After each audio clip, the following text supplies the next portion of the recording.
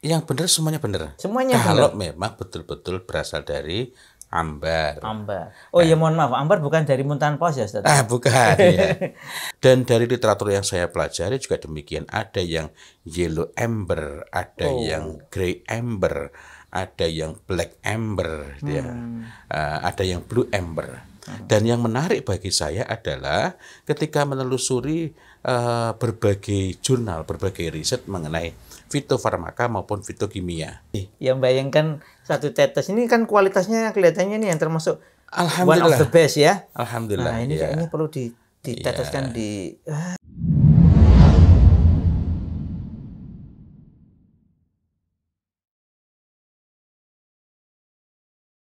Assalamualaikum warahmatullahi wabarakatuh. Waalaikumsalam warahmatullahi wabarakatuh. Alhamdulillahi rabbil alamin wa bihi nasta'inu ala umuri dunya waddin wassalatu wassalam ala asyrafil anbiya wal mursalin amma ba'd. Alhamdulillah berjumpa lagi dalam Wawangi Tuntunan Nabi.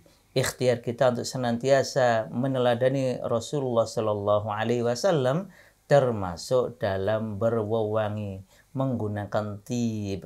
Ustaz, di antara tib yang disukai Rasulullah SAW adalah ambar. Ambar, betul ya. Allah.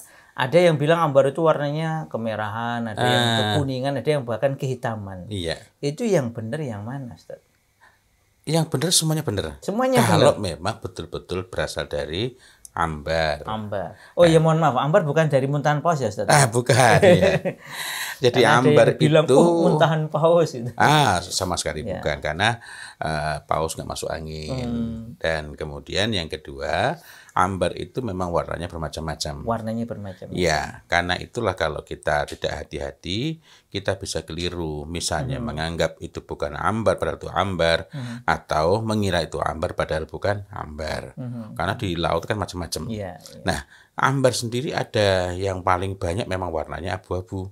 Karena itu ambar dalam makna bongkahan. iya, iya.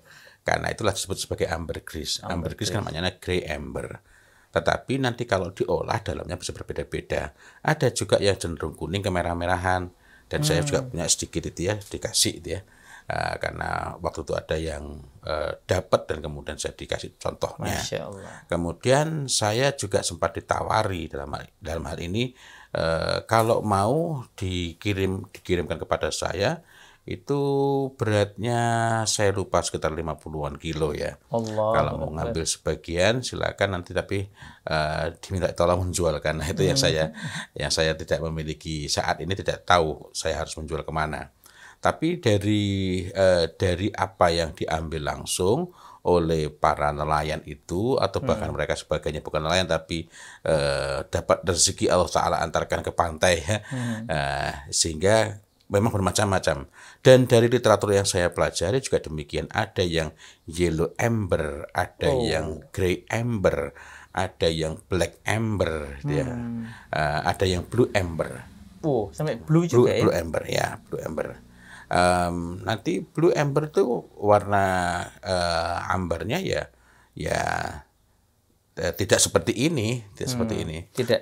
Ini yang umum seperti ini, Ustaz ya? Atau hitam juga banyak juga. Agak hitam ya. Ya karena grey itu ketika pekat itu kan kadang tampak lebih dekat ke hitam ya. Tetapi yang disebut sebagai blue amber pun kadangkala warnanya kekuning-kuningan. Kan memang itu tidak berbeda dengan apel misalnya. Apel hijau ya seperti itu. Apel merah ya seperti itu. Tapi kalau ini kan hasil dari proses reaksi dan lain-lain ya. Selain dari pausnya sendiri. Walaupun pausnya penghasilnya ya satu macam. Kalau kandungannya itu beda apa sama, Ustaz? Kok kalau ada yang blue, ada yang berbeda-beda. Berbeda-beda. Konstituen utamanya sama. Yang paling pokok adalah ambrin. Dan ambrin ini adalah senyawa yang khas ditemukan pada ambar. Artinya hampir tidak ada di yang lain gitu ya? Iya. Yang lain tuh kalaupun ada itu tidak sangat menonjol. Dan ambrin adalah konstituen atau penyusun terbesar. Kemudian ada dua lainnya yang utama. Saya tidak begitu hafal namanya itu rumpun-rumpun kimia karbon kalau dulu kita mempelajari gitu. Tapi saya perlu pastikan lagi dia, perlu pastikan karena saya sudah lama tidak mempelajari kimia organik ini. Iya. Dan kemudian ada beberapa konstituen lagi lainnya. Dan yang menarik bagi saya adalah ketika menelusuri berbagai jurnal, berbagai riset mengenai fitofarmaka maupun fitokimia. Fitokimia itu berarti kandungan-kandungan kimiawi yang ada pada kimiawi dalam hal ini bukan sintetis artifisial kimiawi yang asli, yang alami ya. Biochemical. Biochemical. Jadi secara alami itu memang mengandung ada senyawa-senyawa itu. Seperti ambren di amber tadi ya. Ya di amber itu. Atau nanti di za'faron juga ada beberapa senyawa biokimia yang kemudian berfaedah sangat banyak. Nah, misalnya pada grey amber dan yellow amber, maka kandungan ambrein itu bisa sangat jauh berbeda. Sangat jauh berbeda. Yang satu bisa sampai 46%, itu yang satunya bisa lebih rendah lagi itu. Padahal itu sama-sama ambar. Tapi buat saya yang paling penting itu karena nanti itu ranah para peneliti dari aspek chemicalnya ya.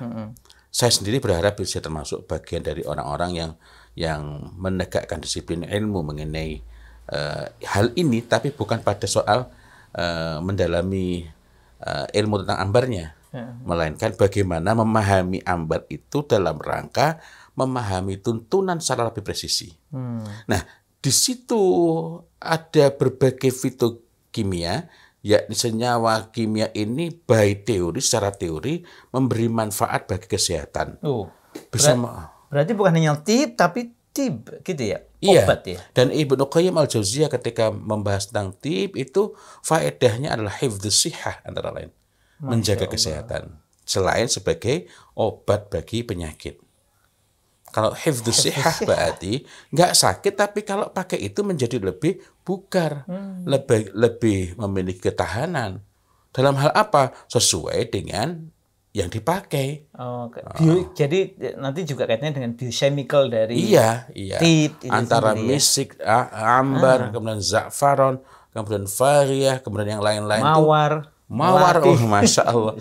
Itu memiliki kandungan kimiawi yang berbeda-beda.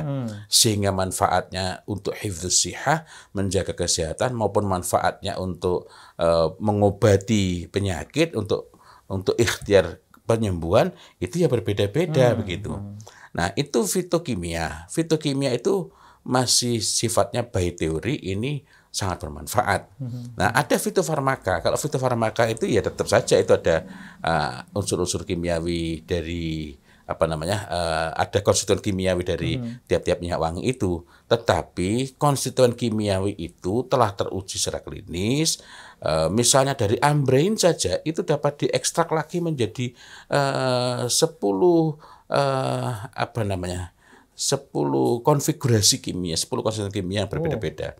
Yang masing-masing nanti memberi manfaat-manfaat yang berbeda-beda. Masya Allah. Sehingga tidak heran, tidak kaget ketika amber itu ada kalanya dibeli bukan untuk minyak wangi, ambergris-nya.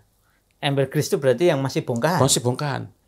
Dibeli bukan untuk minyak wangi, tetapi yang paling pokok adalah untuk bahan obat. Misalnya anti kanker. Kemudian misalnya berkenaan dengan disfungsi atau degenerasi, nyebutnya nggak enak ini, seksualitas.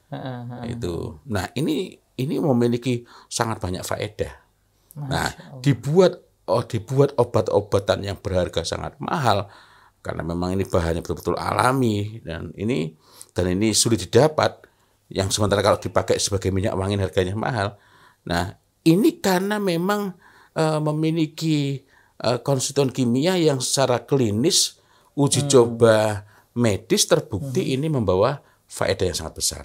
Dan memang ditulis, share melalui jurnal-jurnal ilmiah ya. Diteliti, diuji cobakan lagi, dikembangkan lagi, diteliti lagi, sehingga tadi dari ambrain sampai di derivatnya itu sampai ada 10, itu mungkin itu bahkan mungkin masih berkembang lagi yang saya baca, yang saya pelajari. Karena saya bidangnya kan bukan farmasi. Iya. Nah, saya mempelajari itu hanya untuk memastikan bahwa ketika berbicara mengenai manfaat bukan qil wa qal, katanya-katanya. Juga bukan berdasarkan dari tulisan-tulisan common sense, melainkan dari rujukan-rujukan yang memiliki standar akademik yang baik. Nah, itu baru dari satu sisi saja ambrain. Padahal nanti masih ada hal-hal lagi lainnya. Tadi ya kandungannya kan bukan hanya ambrain, Iya, tapi ada biochemical lainnya. Gitu. Iya, dan itu ketika dipakai, diaplikasikan ke tubuh atau nanti dicampur ke dalam minuman atau nanti dicampur ke dalam makanan. Karena nanti untuk kosmetik juga begitu. Kalau untuk sahur atau berbuka itu kira-kira kalau ditetesi misik atau ambar apa ya? Nah, secara pribadi saya tidak siap. Tidak siapnya itu maksud saya kalau dipakai, maksud saya secara pribadi itu kalau ada yang misalnya tempo hari kita sudah mencoba ya, karena kita membaca bahwa di Turki Utsmani ada Mumesek Cafe, kita kan sudah mencoba Muamber Cafe. Muamber Cafe kan dari ini. Yang bayangkan satu tetes ini kan kualitasnya kelihatannya nih yang termasuk one of the best ya. Alhamdulillah. Nah ini kayaknya perlu diteteskan terus ini bisa kalau untuk... ada yang tertarik ini 920 real. Oh, ada yang tertarik? Ini bisa untuk ini Ustaz. Orang mau khataman Quran, nah syukurannya itu mungkin yang agak banyak ya. Tetesnya satu tetes, diminum bareng-bareng niatnya untuk memuliakan Quran, memuliakan Ramadan, memuliakan ini dan juga memperoleh faedahnya. Masya Allah faedahnya. Cuma saya memang setiap hari ketika sahabat kita mencoba, dan saya sendiri pernah mencobakan yang meneteskan misik yang asli itu, kok hilang bau kopinya. Itulah. Jadi memang kopi sama misik dan ambar tentu lebih kuat. Tapi ini sifatnya kecenderungan pribadi ya. Kalau kita berbicara mengenai manfaat, harusnya mengesampingkan kecenderungan pribadi. Ya, karena memang ayatnya itu khitamuhu misk. Nah, sehingga wajar kalau tadi ya Utsmaniyah menciptakan satu inovasi agar misik itu menjadi khitam dari minumannya. Masya Allah, ya, alhamdulillah demikian. Para sahabat pewangi Nabi sekalian, Masya Allah. Pokoknya ikuti teladan Rasulullah SAW termasuk dalam berwangi akan mendapatkan faedah manfaat lahir batin dunia akhirat. Insya Allah. Demikian wabillahi taufik wal hidayah. Wassalamualaikum warahmatullahi wabarakatuh. Waalaikumsalam warahmatullahi wabarakatuh.